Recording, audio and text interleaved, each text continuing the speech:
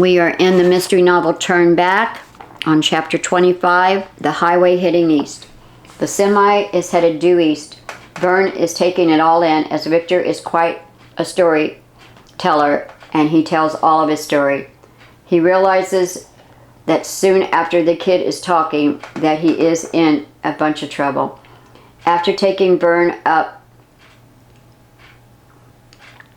to the very moment in time of sitting there in the cab with him, at first Victor doesn't say another word. Vern has thought of a ton of things to share with Victor, his sad passenger, but he marks his words carefully. And now you're in here and that laundry list of vices, I'm pretty much guilty of them all, Vern, pretty much. Soon will be once I do that job. Victor shivers, not sure why. Got to give it to you, kid. You win. Best darn tale I've ever been told. In all my years of trucking, about 23 now, yours is by far the winner. And you have a right to be scared. Really scared, kid.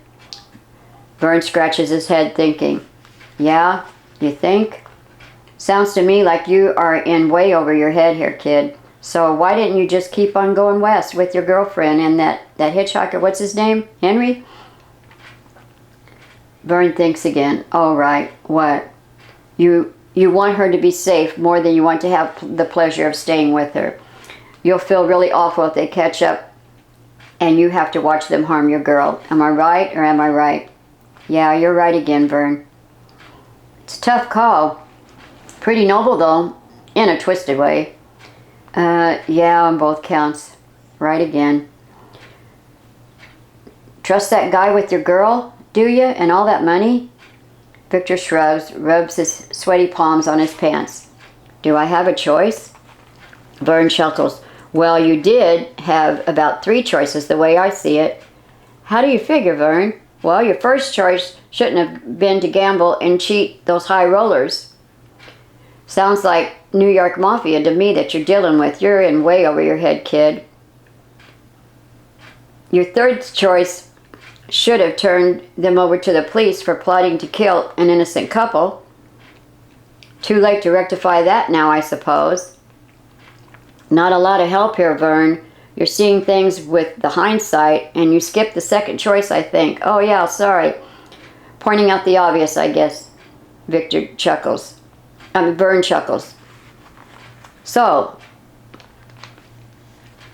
second choice? Yeah, I'll give you a second choice. All of this mess should have caused you to get down on your knees and pray to be delivered from this situation. Seriously, though, maybe it isn't too late even now. Oh, yeah, how do you figure? Well, nobody's been murdered yet, right? Still could waltz in to the police station and foil all their plans.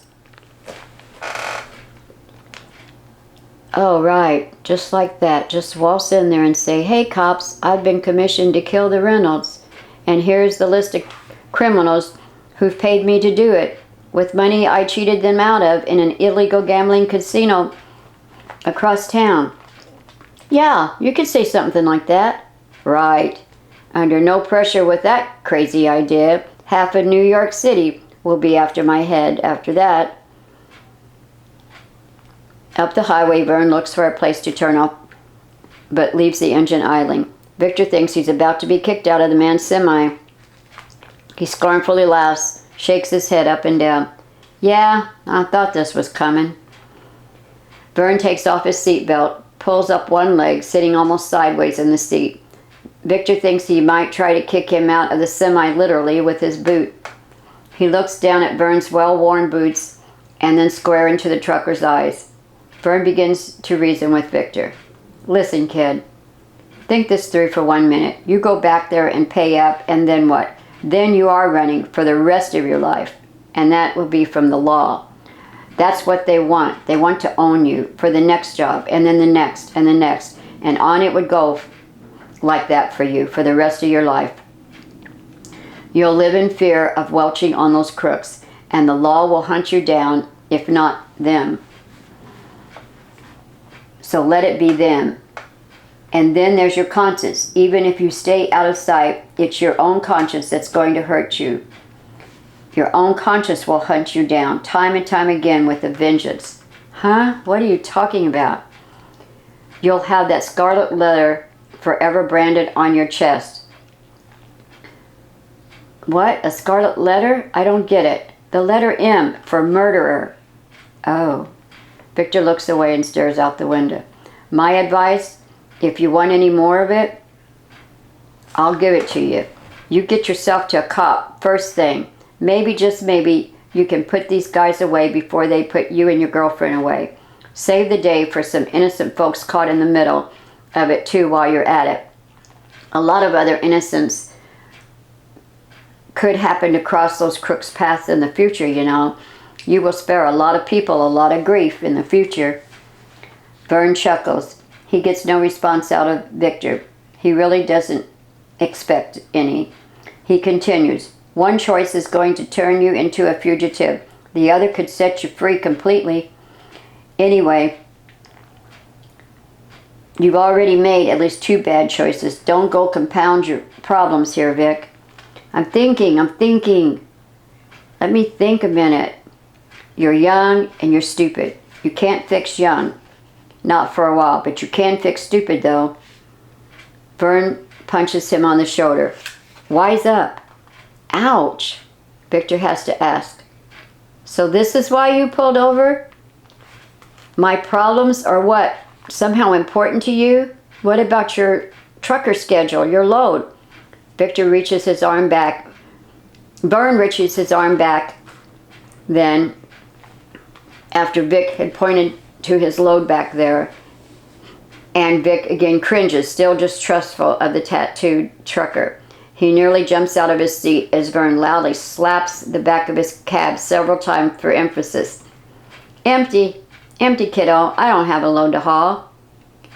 Oh, so you're headed to Ohio to pick up a load? Nope. I got old Red all paid off some time back now. Just drive her around for the fun of it these days. For memories. Vern points to Victor. And for the conversation. When I pick up a hitchhiker. Seriously? Are you serious?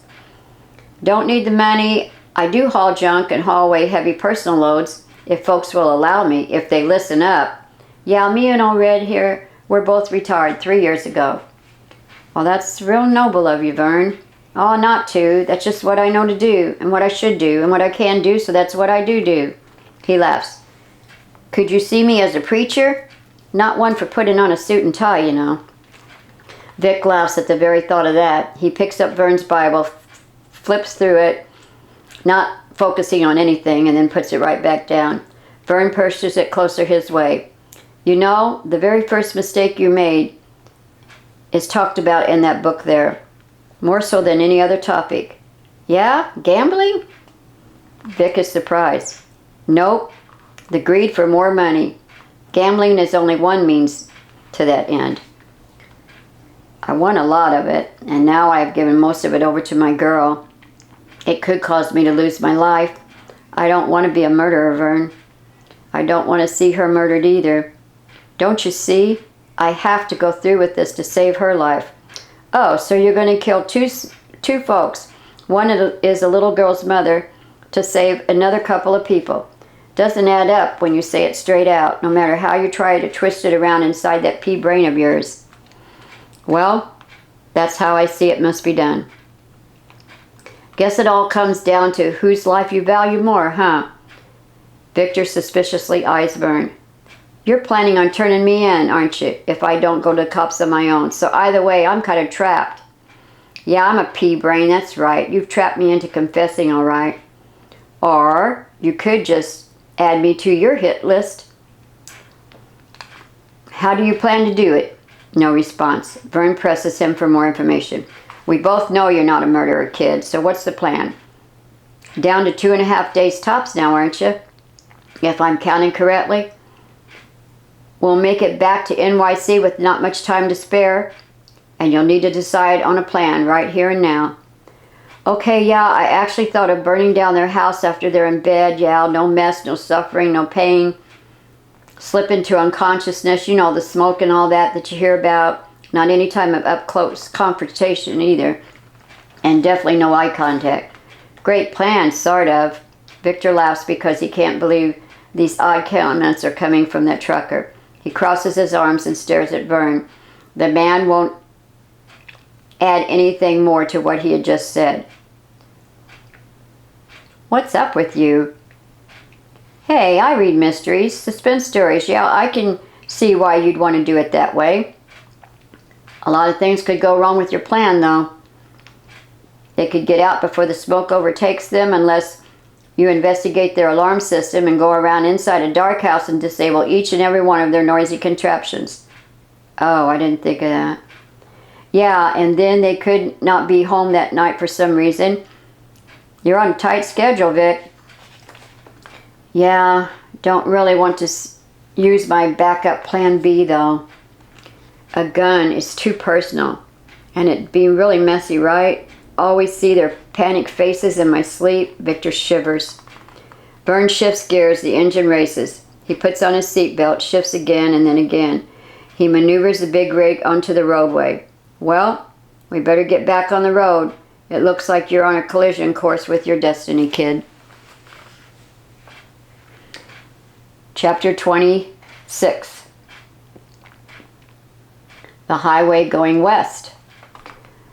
Darkness has set in over the horizon. Kitty pulls on the little knob for the headlights to come on. She sighs, thinking how that car is so not like hers.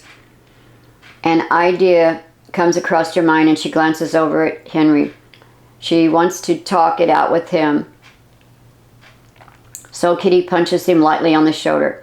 Henry starts swinging his fist in the air. Get off of me or I'm telling Mom. Kitty screams out, Henry, Henry, it's me. Not whoever you think is on top of you right now. Not today, man. Yeah, you're a dead man. Now she has to shake him again to wake him up. Me, Kitty, Kit Kat.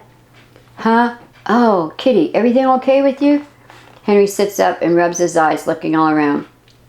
Is everything okay with you, Henry? What was that all about? What was what? You were defending yourself from someone. He was on top of you or something. You mentioned your mother and... Oh, that... Well, like I said before, I know cruel and unusual punishment when I see it. Do you want to talk about it? No, not really. Okay, so listen. So it was you that punched me? Yeah, not too hard though. Why did you hit me, Kitty? You call that a hit? I thought we were friends. We are. So why? I was just trying to get your attention. You were sleeping. It's just that this lonely road and, well, I sort of got this idea. Okay, well, I don't need much sleep anyway. Henry looks at his cell phone. 3 hours. Yeah, that's enough for one night. So go ahead. What's on your pretty little mind? Kitty giggles and then gets a little nervous at the comment he just made. Been thinking about what you said earlier about that segment on the radio? Oh, that family, yeah, that court case? Henry yawns and stretches. Yeah, that. It's all we've got to go on. I know it is a stretch, but what normal guy is interested in an anonymous little girl's sad situation, right? And you made a good point, Henry. It could just be a hunch, though. Only thing is, who's the target? Who's the what? The target. Who's the bad guy and who's the good guy? Well, if there is one or two, that's not too difficult to figure, right? Not sure. I mean, yeah, this summer could be fun traveling with you and all that. Yeah, Kitty sighs, assuming he's too sleepy to even think straight. Sure, but really, how much fun can we possibly have? We'll both be thinking about poor old Vic, won't we? And all the trouble that he's into. Yeah, like I'm doing right now. Right, and then too, not to mention, the curiosity will about kill us as to what's going on back there in NYC. Kitty laughs. Yeah, definitely that too. My point exactly. Henry corrects himself. Actually, that was my point originally, wasn't it? Well, I guess it was, Kitty says. No, it was. You just won't admit to it. It's been working on you. Uh-huh. You're right. And yes, right again. Always right. Thomas Henry Fitzgerald II is Second is right 99.9% of the time. And so humble you are. True, all true. They both giggle. Kitty feels she should give him his dues. Anyone ever tell you that you really do seem much older and wiser than your actual age? Sounds a little bit like you just did. Right, she concedes his other point. Wisdom just comes with the territory as each of us meanders along on this terra firma.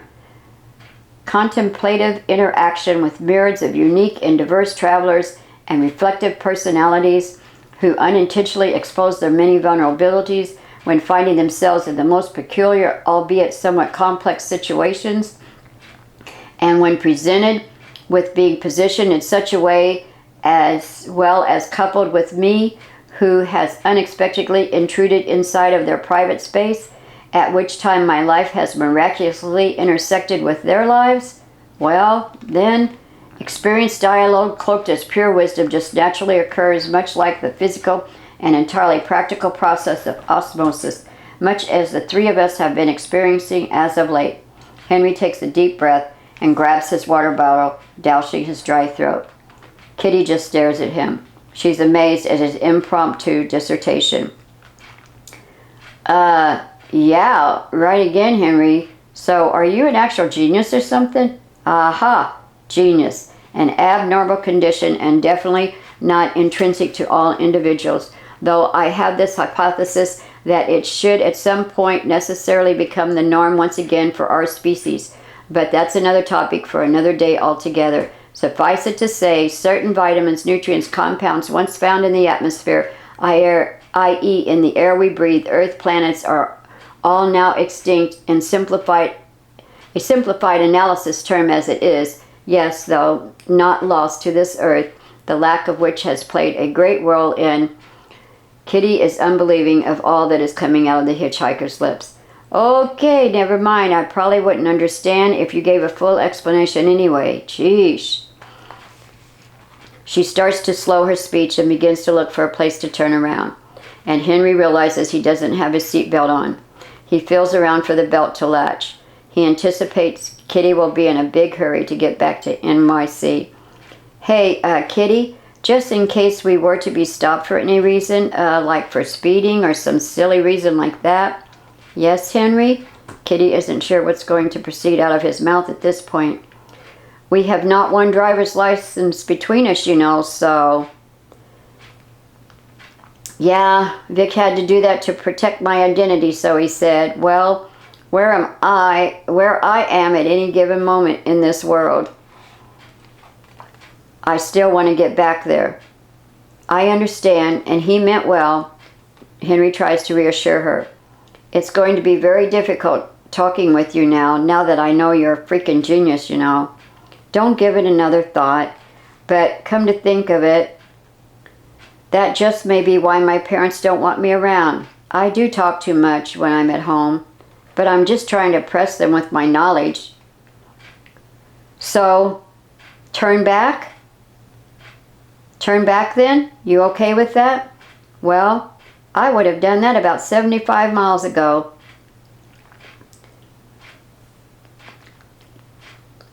Okay then. About that court case, right? Exactly. Right. See, osmosis, my amazing wisdom is rubbing off on you, Kit. Henry puts his hand in his shirt, sticks out his chest, and points forward, and then turns his arm around backwards and says, turn back, young woman. Go east. Kitty thinks real hard. Washington at the Delaware? Precisely. You're smart too. Just remember, no driver's license, so don't floor it like you might be tempted to do. Wow, this is the best summer ever for me so far. Henry realizes he's now in deep, but he's loving it. This is the end of chapter 26, and we'll go into chapter 27. The title of that chapter, The Garage, in the next reading of The Mystery Turn Back, in the next audio reading.